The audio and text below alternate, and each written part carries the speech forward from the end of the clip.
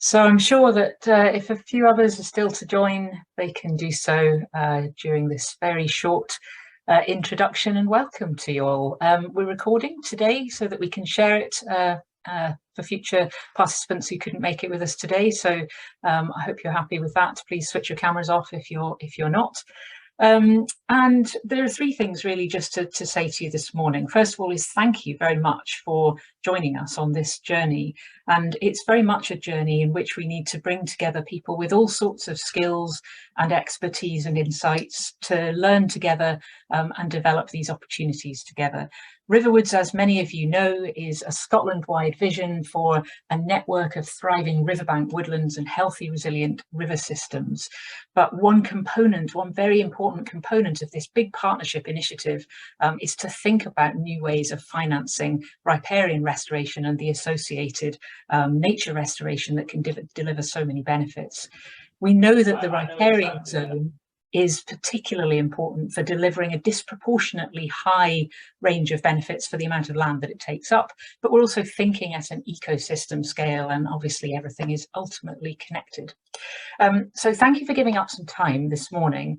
I would like to manage expectations. We're talking about financing nature. What you won't go away with is a very clear idea of your exact investment plan and how you're going to suddenly attract millions of pounds from private investors, within the next month. I know many of you are well aware that this journey is a long one, and some of you are already on that journey yourselves and bring a lot of expertise that will benefit these kinds of conversations. Others of you may be coming to this for the first time and thinking about, okay, how do we know where to begin? So we hope that this session today will help that. We've made it very dynamic. We've got a nice format that has been used very successfully in the past by DEMSOC. You'll be hearing about that in a little while. But today you'll be hearing first of all from Ruchir. He'll give you an overview. We'll then move on to hearing from Simon Whiteman from the Esmée Fairbairn Foundation, who are supporting the Riverwoods Investment Readiness Pioneers project. He'll be talking about the importance of nature financing. And then we'll move on to a presentation from Dan Hurd, and he'll be talking about what makes an investable project in the context of Riverwoods. Dan used to be the head of corporate finance at Triodos Bank and has been involved in some of the pilots funded by the Investment Readiness Fund south of the border. We'll then move on to the interactive session, which will be led by DEMSOC. And the key in all of this is we would like to give you access to the experts so that you've got a direct opportunity to ask questions and develop this shared learning as we go on this journey together. So that's really all I want to say about today's session. I think there is an enormous amount of potential in this space. I think Scotland has an opportunity to demonstrate real leadership, but we're obviously learning from people beyond Scotland and in some cases collaborating with people from beyond Scotland. The timescale of the project that we're actually talking about, Ruchir will explain in a little bit more detail, but it is relatively short, so we do know we need to tap into things that are already happening, but we want to do that in a really inclusive way to give participants that have never thought about this an opportunity to join for the very first time, as well as supporting those of you who are already sort of ploughing what's the word? Blazing a trail is the phrase that I'm looking for. So I think I'm going to hand over to Ruchir, who's going to deliver an overview of today's session, and I very much hope you enjoy the discussions. Ruchir. Thanks very much, Jo. So just to introduce myself, I'm the Director of External Affairs at the Scottish Wildlife Trust, and I'm also taking a bit of a lead in the Riverwoods Investment Readiness Pioneers project, which is, as Jo mentioned, is a project within the wider family of the Riverwoods Initiative. It's one of the earlier projects. The main Riverwoods Initiative will kick off in a bigger way very soon, within the next couple of months. But this is almost like a kind of a starter, the taster. I don't know how to put it, but it's speaking very much to one of the ambitions of the Riverwoods Initiative, which is that if we're trying to get the scale of Scotland's rivers, 125,000 kilometres, and the opportunities around that for nature-based solutions, for engagement, for improving biodiversity and nature networks, to tackle the nature loss crisis as well as the climate crisis, then we're really going to have to look beyond just government or philanthropic money. This has to take on a whole new scale. So it's an ambitious initiative. We're looking at 10 to 15 years at least. We reckon that if this is to get its potential, it'd be well over 100 million in terms of the size of the overall project. So what the Riverwoods Investment Readiness Pioneers project is trying to do within this bigger family of initiatives is really to explore how we can support new ways of bringing in finance. And in order to bring in new ways, new finance, we need to explore private finance. We need to explore how projects can become commercially viable, how they can develop services that can be sold to buyers, whether those buyers are local authorities looking for flooding prevention, whether they might be water companies, whether there might be private companies looking for water cooling effects, whether it's communities that are looking for engagement and mental health support and services and so on, and the opportunities that Scotland's river systems, if they are thriving in terms of the riverbank woodlands around them, can provide, is really the core of what we're trying to do here. So the Riverwoods Investment Readiness Pioneers initiative, it's a fairly modest initiative. It's resourced by the Esmée Fairbairn Foundation. And the idea here is really about providing that pre-application support. So if you think about the kinds of support that's around for those projects that want to develop a commercial proposition or want to develop a service, there is support that's coming out now, including the Investment Readiness Nature in Scotland, which is providing opportunities for development finance. So you can get your project ready to the stage where you've got a buyer, a purchaser of the service you're selling, potentially an investor to help you scale up what you're trying to do, get everything started for you. But in order to kind of even get to the stage where you're applying for that development finance, the whole thing about developing your project concept, who you're going to link in with, just to talk through what your ambition is, that's what the Riverwoods Investment Readiness Pioneers initiative is trying to do. That's where it fits. So what Simon has put up very helpfully on the screen here is the kind of the journey that normally takes place for a project or a potential project that wants to get investment ready. And you can see here how at the early stages, you've got your concepting, you've got identifying and working with sellers, you've got your baselining and putting together your numbers and so on. It's a bit like Dragon's Den, I guess, identifying and working with buyers, developing the business case, the governance structure to reassure investors, and then actually identifying and working with who's going to provide that investment. In some cases, you might not have an investor, depending on the scope and scale of the project, because it might be all resourced quite easily by the purchasers of the service you're selling. But in most cases, you need to kind of like put some upfront investment into it, and where you're going to get that money from. And that's where in the investment readiness proposition comes in. And then there's all the contracts and legal arrangements, what kind of vehicle you're going to use to put money in. Dan will talk about that later on in this slide set. But this really gives you a picture of the route that people follow around investment readiness. What we're trying to do, and can I have the next slide, please, Simon? What we're trying to do effectively is come in a little bit earlier, and we're calling it the pioneer stage. So what I showed you there, you can see that diagram, little inset there that at the top is really speaking to the development stage. Yeah, you've got your development stage, and then you've got a delivery stage where you're ready and off to go. What we're trying to do is really focus on what we're calling that pioneer stage. It's about one-to-one support, workshops, online resources that you get to kind of think through what your ambition is, even before you've spoken to lots of folk, so you can just talk it through without any commitment. It's that kind of level. We are also very, very aware that this whole agenda does rely on trust of the communities. So we really wanted to build a very strong community engagement aspect into the selection of projects itself. So Democratic Society are helping us to develop a community selection process, public selection process, where people can comment on and vote for projects, like a participatory budgeting process type idea. And I think what that will do is it'll increase enthusiasm for this kind of work. which is so important. It'll also help projects to think through how they might best engage with communities as well. And then for those off that, the plan is to select four or five projects that can then be supported to develop a business plan for development of their investment readiness. So you can see that it's very much a pre-application kind of phase. That business plan effectively becomes the main big application that goes in, that then gets resourced in the development stage. And I can talk through that in a bit more detail in the workshops as well, because I'm pretty sure people will have questions about that.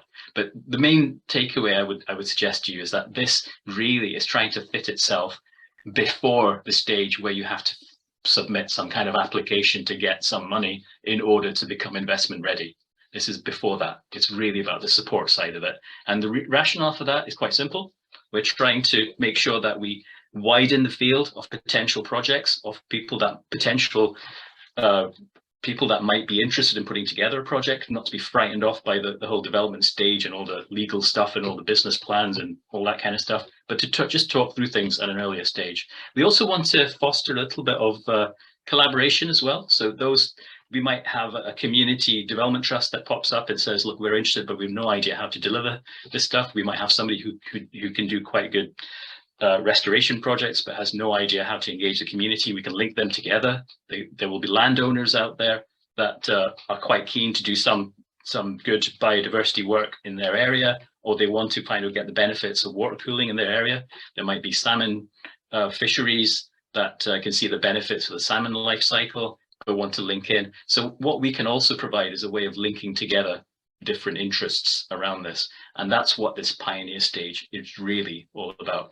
So what this diagram in front of you, I mean, you'll have access to it later on, so don't worry about writing any of it down. It just goes through the journey step by step in a little bit more detail, and talks through what we think are going to be the success factors at each step on the journey. But ultimately, at the end of the day, going through a development stage, the idea is that there'll be two projects that are then ready to go actually and deliver a sizable riparian restoration initiative as part of Riverwoods, and really make a big difference and become commercially viable and start to really kickstart the Riverwoods agenda.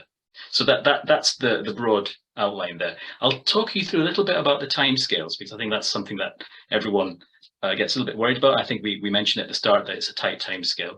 But just remember that we're talking here about the pioneer stage. It's not, you don't have to get everything ready by the end of this timescale.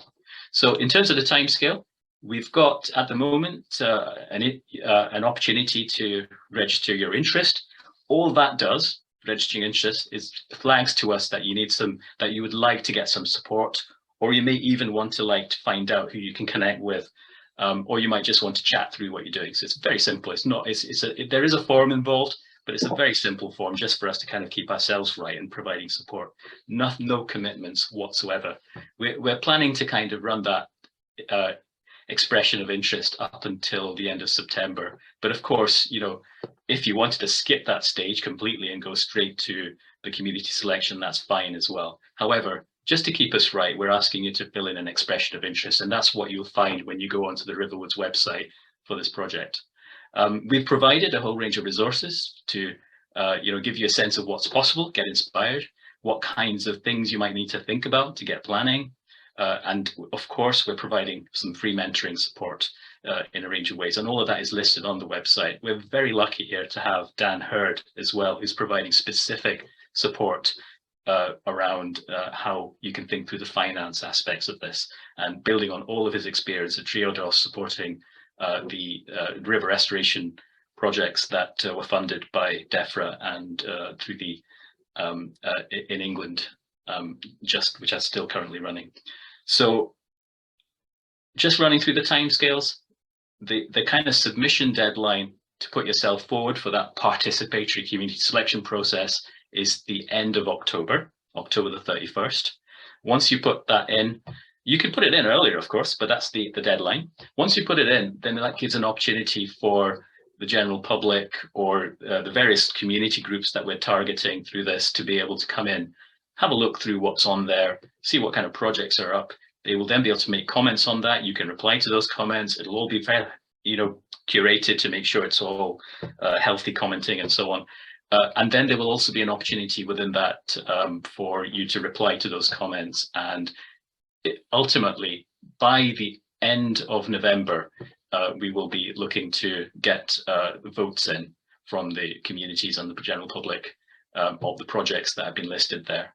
Those votes will be advisory because, of course, we need to make sure these projects are commercially viable, but they will be very strongly advisory. However, a panel of the Riverwoods project partners will review those applications as well. And the idea is we'll select 4 to 5 of that, who will we will then offer up to £5,000 of just some support to help you with writing the business plan. So it's not a huge amount of money, but it's enough to kind of give you a little bit of space to kind of write an application. Some projects might not want that, which is understandable. Others might find it really useful to kind of like give a bit of staff space time, whatever it might be, to write those business applications. And of course, we'll guide you through that process of writing that business application as well. The business application is simply what kind of things are you going to be needing to kind of cover when you're getting yourself ready for investment. So what kinds of, it's not actually doing that work, it's just planning what kind of things you need to do that. And then once those have been submitted by February the 28th, we will then review that and pick 2 projects for selection by the 15th of March. And the plan is to give those 2 projects up to £125,000 each in order to do their development work around getting contracts in place, getting potential buyers lined up, identifying investors, all of those things you saw on that GFI diagram, the Green Finance Institute diagram that Simon shared earlier on the slide set. And that, of course, would it could last up until, let's say, for example, June 2024. It's not a hard deadline, but it gives you an indication of how much time you'll have to do that investment readiness phase. And then by the end of that, that's when you go. That's when you kick off with your project. That's when you get the opportunity to get the money in from the investors and start getting the cash flows in from your buyers of the services that your project is going to generate and so on. So that's broadly the kind of timescale that we're looking at for this. I know it probably will generate a lot of questions. Some of it will get answered by what Dan is going to present later on, and some of it will also get answered by what Simon Whiteman is going to present from Esmée in the next few slides. But of course, we'll be on tap to provide answers to any specific questions you have on that as well. So thank you very much. Yeah, thank you very much, Ruchir. That's a very helpful overview. So we're going to go straight to Simon Whiteman from the Esmée Fairbairn Foundation, which has been a major pioneer in the area of nature finance. And Simon's going to talk to us about the importance of nature financing. Simon, over to you. Thank you. Let me just, am I sharing my screen? We practiced this beforehand, but I've no doubt just... You are. You're not in slideshow mode, Simon, but... Well, that's fine. That's fine. Okay, great. Okay, brilliant. I'm just going to spend a few minutes talking about what the role of a charitable foundation like us is in this space. And I know Ruchir mentioned it, and I know that I suspect Dan might touch on it as well. And it was also in the sort of the pathway that Simon showed. Thinking about who your investor is and what your investment might look like comes right at the end of a process. The first thing any investor, even a social investor, will want to look at is your revenue model and how they get repaid. And at this stage in the process, you may be quite a long way from having a really solid idea of what that looks like. And that's really where we hope that we come in and help through supporting projects like Riverwood Pioneers and like Investment Ready Nature in Scotland, just to see if we can add that little bit of support to nudge things along the dial towards where you're looking at how you fund your intervention. I think many of you will be familiar with Esmée, so I won't say too much about who we are. We fund across the environment, arts and social change. That's about a third split each of a £50 million grant programme in 21 and a £45 million allocation to social investment. So that is not our endowment. which is invested for returns, which fund our grants program. That is a recyclable pot of ring-fenced funds, which are repayable and help projects that need patient long-term capital to get going, but where there are revenue streams they're testing that can pay us back for that eventually. It's worth saying that you can have a combination of grant and repayable finance within your projects as well, and that's something that no doubt you'll be exploring on your journey a little bit. I mean, in terms of the need, I don't think we need to say much more. Roshir covered it. The Green Finance Institute and FTech report showed a gap in Scotland of between 15 and 27 billion pounds between currently committed public funds and where you need to be to restore natural systems across the country. Clearly, some of that needs to come from the private sector. I wonder sometimes whether in some of the dialogue in this space, we get a bit muddled when we're talking about private sector investment between investment in outcomes. So investment looking at a natural system and saying, I benefit from improving that system, my business benefits from improving that system, it reduces my risks, it reduces my costs. Therefore, there is an incentive for me to directly fund that restoration. And thinking about an investor that's looking for financial returns from the money that they put forward up front. Now, I'm absolutely certain we need a lot more of the former, who are the buyers of these ecosystem services, and what pathways can we find for them to fund great work. Whether, as Roshir touched on this, whether you need an investor to put your upfront capital and what expectation of returns they might have is really a conversation for later down the line. It might be a useful tool. It is not the right target. So when we talk about targets for private sector investment and at a government level, I hope we're thinking about private sector investment in natural outcomes and not just private investors looking for returns on their funding necessarily on its own. You'd be familiar with this. This is the spectrum of capital. On the left-hand side, you have returns-driven investment, which beyond regulation, having no real criteria around what they'll invest in rocket manufacture, they'll invest in cigarettes, tobacco, and on all of these kinds of things. Through environmental social governance, where you're still looking for competitive returns, but you're putting some amount of restrictions on what you'll invest in. So for example, if you're a charitable foundation funding on climate change, you might want to make sure that you're not funding in fossil fuel extraction through your endowment, that sort of thing. Through to social investment, which is very much where we're active, and it is, you're beginning to see what kind of funding mechanisms you are, and you've identified your revenue sources, but you really need an investor who's going to work with you, be flexible, provide long-term capital and realistic expectations of returns and risk. And that's a role that we have that we'll be able to explore through the program as it develops. And finally, what we're doing now, that grants, that's where we're only interested in impact. We're not expecting any financial returns. At the stage we are in this journey, that's where most of this work will be. And there will always, I think, and rightly so, be a very significant grant component in all of this work, especially when we're looking at the restoration of natural systems and true public goods, which are always very difficult to attach revenues for and secure income streams against. And this is just that illustration of the financial product that you might get from an institutional investor, which is a product that you take it or leave it, and it may or may not suit your means, to an investor that's much more interested in social impact and has much more flexibility in what that financial product looks like. But just to reiterate once again that we don't expect you necessarily, I wouldn't advise that you're thinking too much about what your financial investor might look like, because you may not need one. And even if you're successful, and I really hope we're seeing lots of great projects which are able to realize revenue streams, you may well decide that those revenue streams are much better spent reducing the costs of management than they are going and repaying an investor who put the capital up front a few years earlier. I think that's all I will say at the moment. I will stop sharing, but thank you very much. Great to be part of the project and look forward to hearing the conversation. Thank you very much, Simon. Some really helpful points building on Ruchia's overview there. I particularly like this emphasis on making sure that when we're thinking about securing private investment, it's a means to an end, not an end in its own right.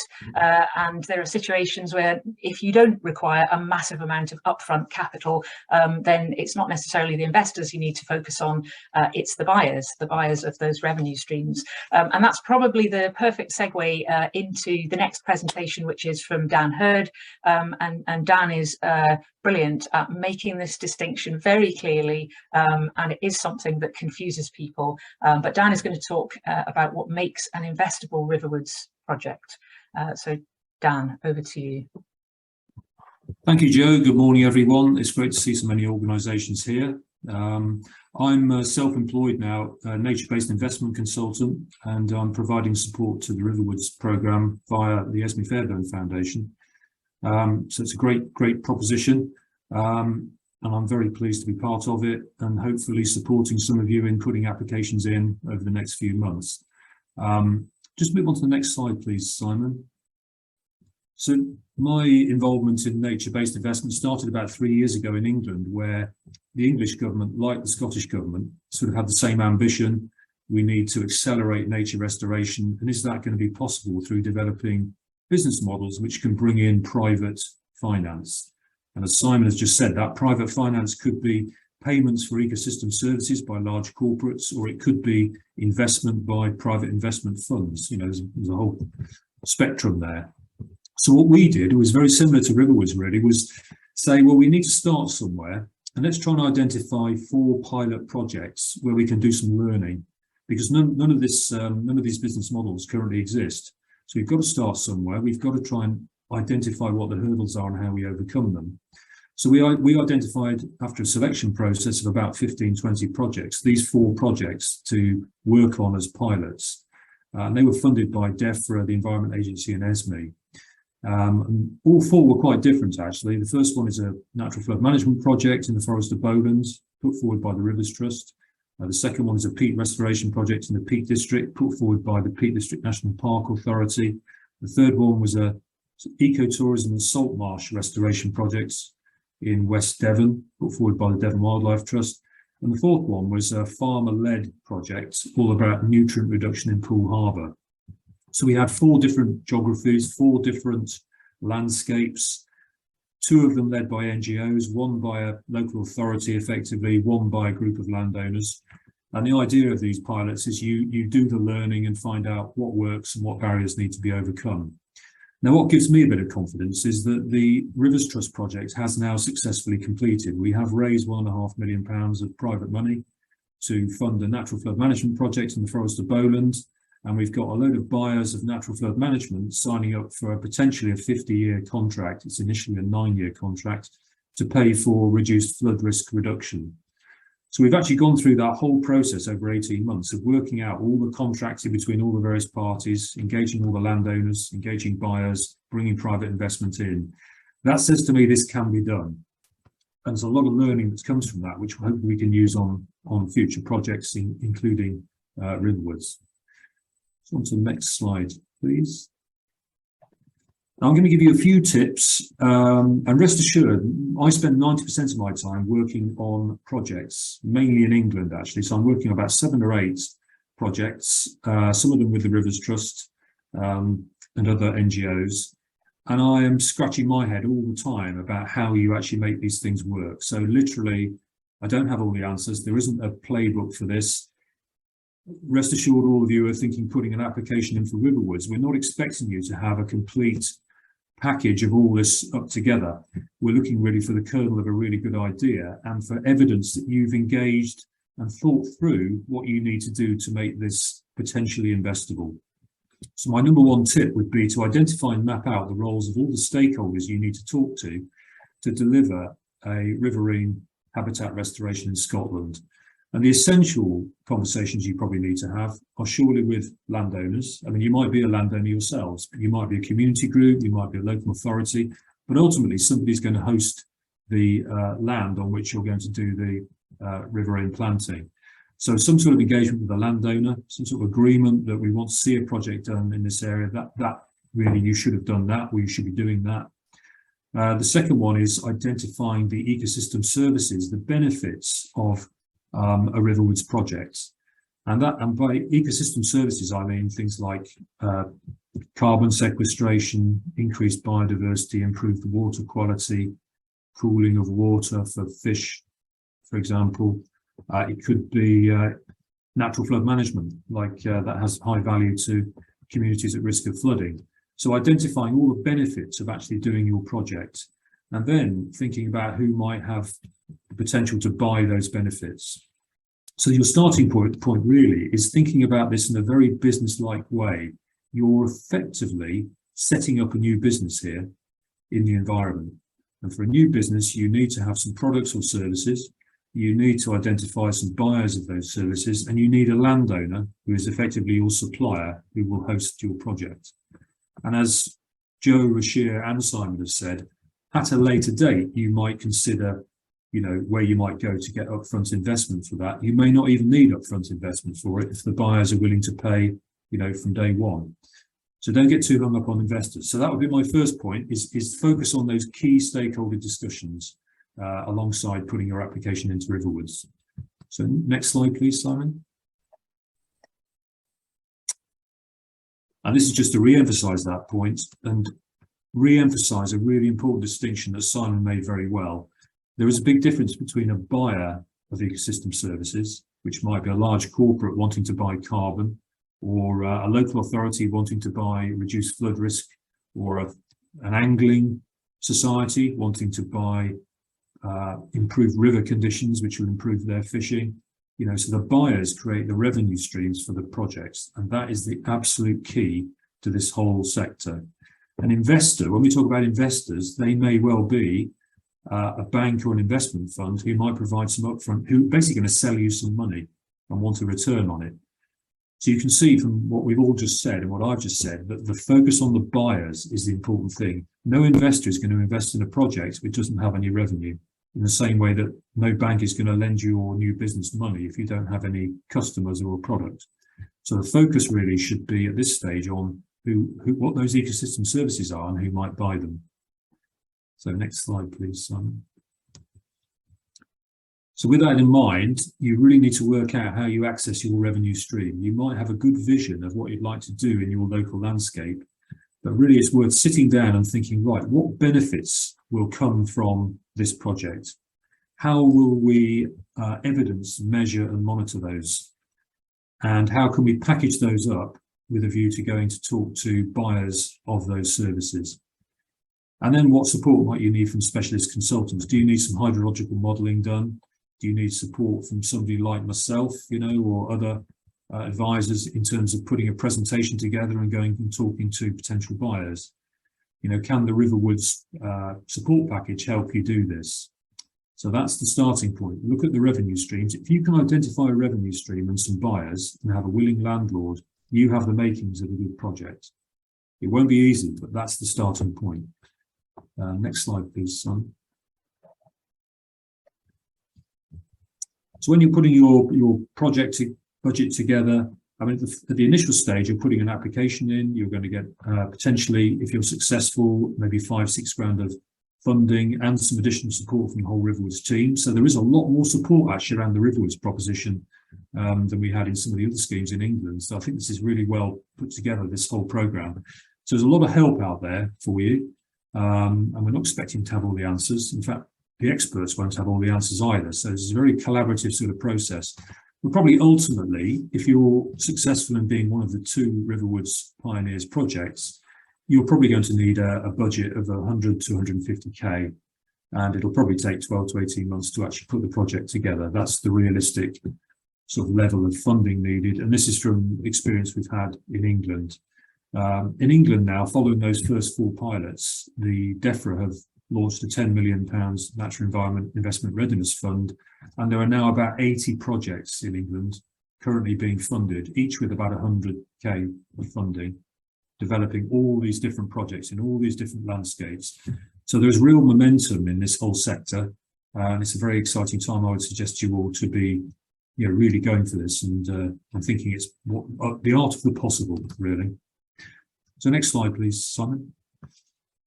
So very quickly, here's an example of how a live project that I'm working on, which is a peat restoration project in the Peak District in England. And it looks complicated, but in a way it's just common sense really. It's how do you pull all these various parties together in a structure? Well, what we've done on this peat restoration project is with a single landowner who owns a very large degraded upland site in the Peak District, shoots grouse, grazes sheep, but is interested in restoration.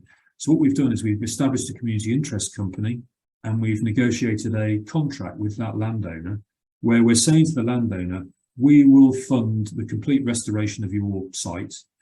And in return for that, we will help you accredit that site with peatland code and help you monetize the value of the carbon. So that is quite attractive to that landowner. He's going to get a full restoration project and potentially a revenue stream from the carbon through the peatland code. We as working with Peak District National Park are very happy with that approach, because the peatland code has very exacting standards on the continued maintenance of the site in good condition. So environmentally, it's a very solid project, but commercially it works for the landowner as well. Now, the funding for that project is about £1 million.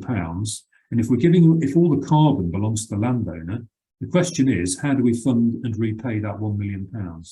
So what we're doing is we're actually raising £1 million from impact investors, and we're repaying that by monetizing other ecosystem services. So natural flood management, water storage and biodiversity are all ecosystem services which derive from an upland peat restoration site. We're also seeking to negotiate a 10% share of the carbon with the landowner. So there's a sort of mutual interest in maximising the carbon price. And that's the way you might put a project together. You might look at this and think, oh my God, that looks very, very complicated. This can come a little bit later down the line when you've really flushed out what those ecosystem services are and who might be the buyers for them. So this is quite an advanced stage project. I'm very confident this one will go ahead and be the second completion of those 4 pilots. So next slide, please, Simon. So my just reflections overall as a real now a sort of consultant and real practitioner working on these projects. They're all difficult. And I think a really open book approach works well. Use of not-for-profit or asset lot vehicles like community interest companies work very well. You know, if you're a group of landowners or a landowner, you can still engage the community, which is a requirement of the Riverwoods programme, by deciding you'll establish the project as a community interest company. It means that you can still have an active role in it, but you're demonstrating your commitment to sharing the benefits with the community. So that's a good approach. It doesn't have to necessarily be a community-led project. There is a need to be very left-field thinking, innovative, overcome loads of hurdles to get these things done. There aren't templates, but through the Riverwoods programme, there's a lot of support and expertise, and sharing and learning is available. So we're hoping this is a very collaborative process and that you're going to have a lot of support if you go for it. And initiatives like Riverwoods and Irons are all great to the general development of the market. So hopefully we'll see lots of applications coming forward, and I look forward to supporting some of you if I can in the coming months. Thank you very much. Thank you very much, Dan.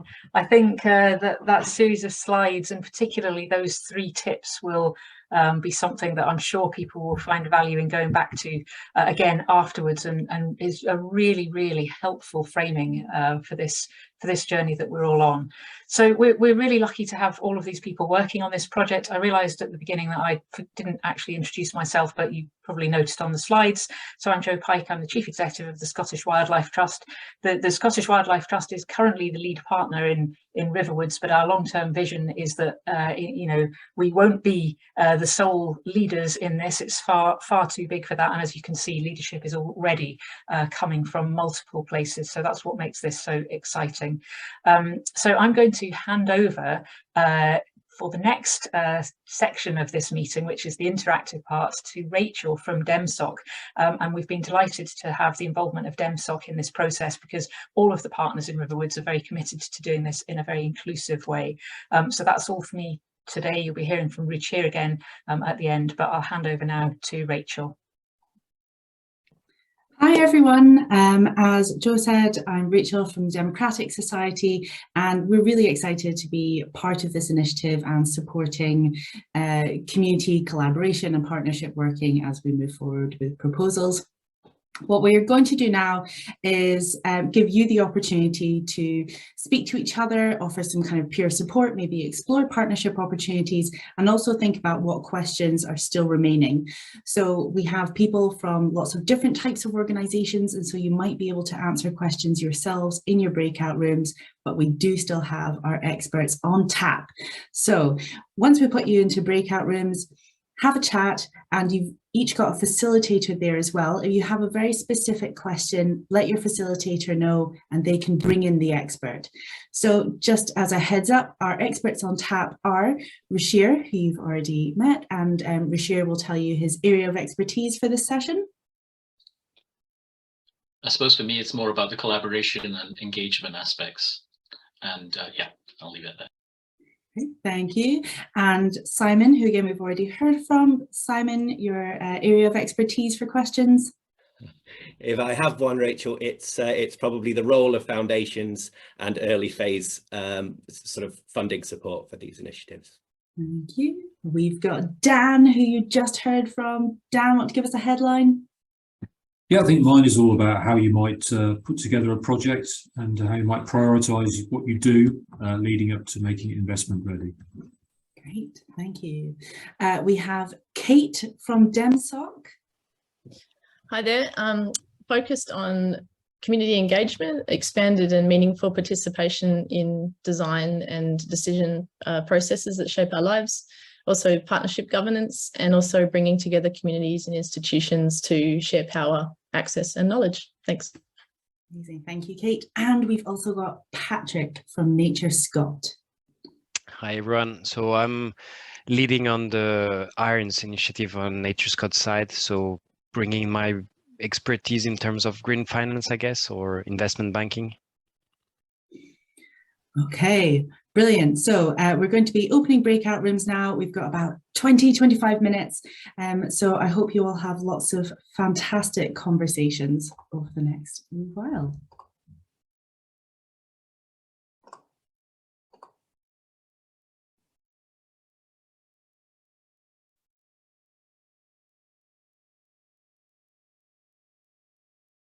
Hopefully that's everyone whizzing off into the right place.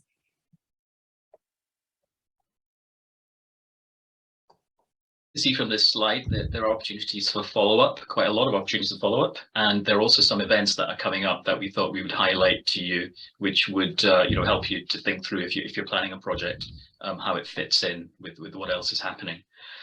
You might also want to become a member of the Scottish Nature Finance Pioneers Basecamp community, because there's a lot of other experts in there who can support you, and you can discuss what you're planning with others there as well, and meet potential collaborators there as well. The Riverwoods website itself, riverwoods.org.uk, does have a whole host of resources now added to it. Everything from the evidence base that you would need to draw from, all the way through to mapping resources and guides to planning things, and case studies of other projects that have taken place and what the journeys they went through. So if you're wanting to kind of just get a little bit of a sense of how it can happen and what the journey's like, you can get it from there as well. And of course, as part of the Riverwoods Investment Readiness Pioneers, if you are interested in getting support, I strongly urge you to fill in that expression of interest form. All that does is, it doesn't commit you to anything. All it does is it gives us a nod that you're interested in having a chat, or you're interested in engaging, or maybe you even got something that you'd like to contribute, and you want to see who else might be up for taking you up on that offer. All of those kind of things. I suppose I might just ask Simon very quickly, just double check the 17th October and 1st November events. Was there anything, Simon, you wanted to say about that? Simon Herco. Okay, these are two events which are being organised in association with the Scottish Nature Finance Pioneers. I think the great thing about our community is that we are an online community, and that's extremely inclusive. And we're running a whole range of Zoom-based webinars, including today's webinar. At the same time, there is that need to connect physically, and that's really what those two events really will provide. Is we're focusing on an in-person experience to really, recognise that ultimately this market is still not yet formed, and we need to sort of spark and develop new partnerships and arrangements. The content for the day will, of course, be very relevant to what we're doing here on the Riverwoods Investment Readiness Pioneers, but I'd certainly encourage people to participate. And another plug, there will be discounted tickets available for any member of the Pioneers community.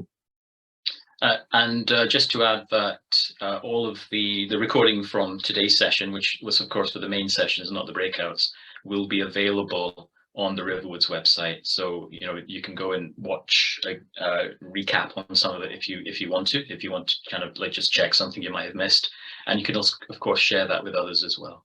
So I think that just leaves me to wrap up and say a very warm thank you to all of you. It's been really great to see so many people engage with the call today, and of course we look forward to following up with you following this session.